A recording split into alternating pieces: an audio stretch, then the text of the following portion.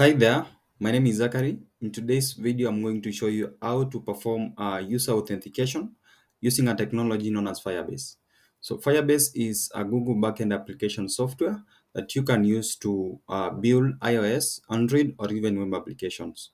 So I'm very sure you've come across a sign up form whereby there's an option to sign in with Google. So in today's video, I'm going to actually show you how to implement that function. So I have a simple form with me. You can see there's a button of sign in with Google. At the moment, it's not working. So this is what we're going to work on. First, you need to head over to console.firebase.google.com and then create your project. So I'm going to click on add project. Then I'm going to give my project a name. I can give it, let me give it a name of authentication.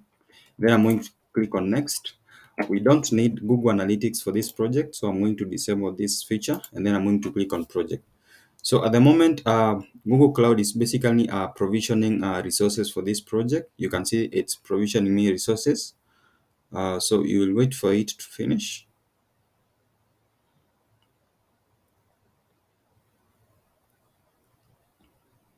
Great. So you can now see the project is ready. I'm going to click on continue. And now from this platform, you have to specify the kind of application you're building. It could be an iOS application, it could be an Android. But for our case, we're building a web application. So I'm going to click on the third option. Then I'm going to give my project a nickname. I can say to give it the same name. Let me just call it auth. And then there's an option to set up. If you need free hosting from Firebase, you can check this option, but at the moment you don't need it. So I'm going to click on register. So the moment you register, it's going to give you the project configuration that you're going to actually paste it in your application. So you can see we have application, you can paste it from here, but I'm going to show you an alternative of doing this. So I'm going to click on continue to console. And then now from this plot, you can see this project called authentication and there's one app on it.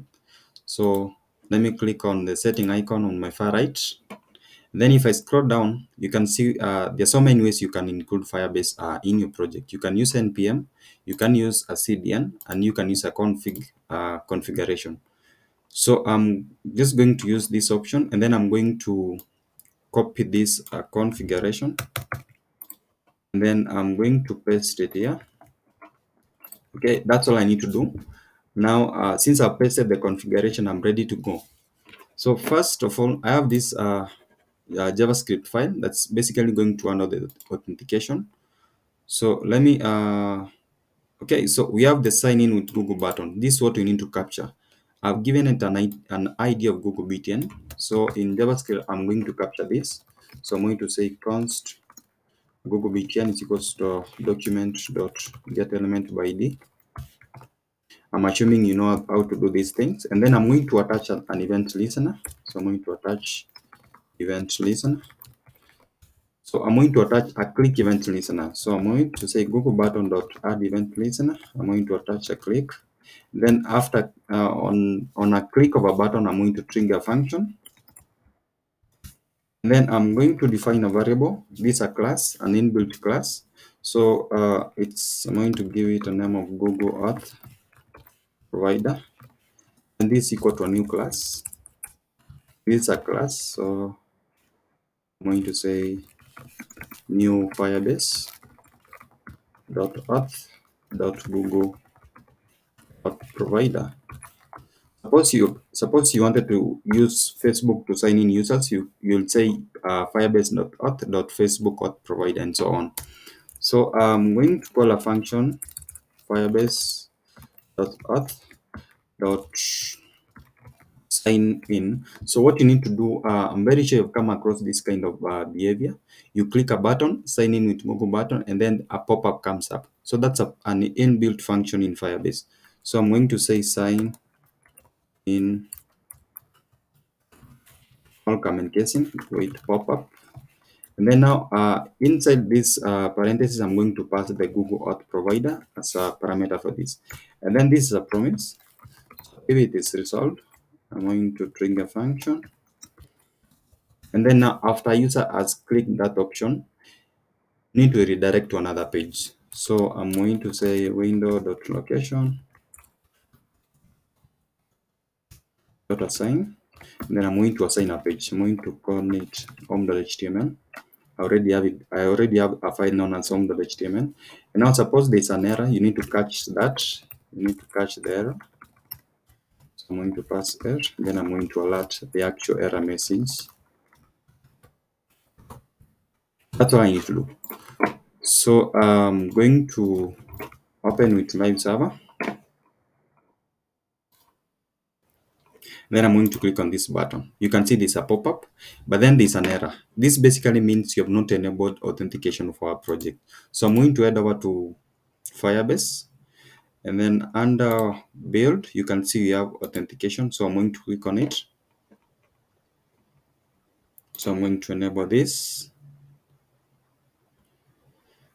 Okay, so you can sign in users using various auth providers. You can use email and password, you can use Google, you can use Facebook, you can use phone, you can log in anonymously.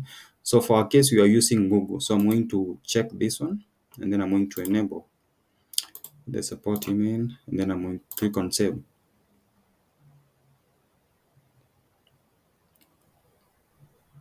And then one last thing you need to do, we are working locally, so you need to authorize a given domain. Suppose you have a custom domain, you need to add it here.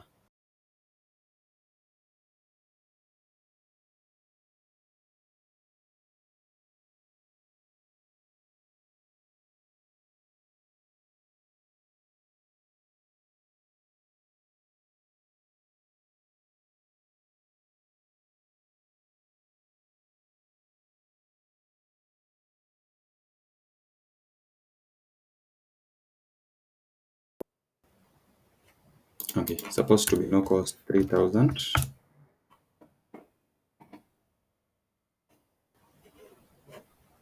A moment. Let me open. So it's supposed to be 5,500. Okay, so I can now click on sign in with Google.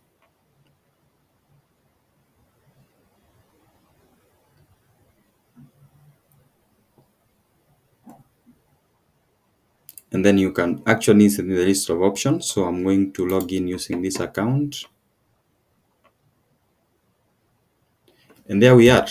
That's how you can actually perform basic authentication using Firebase.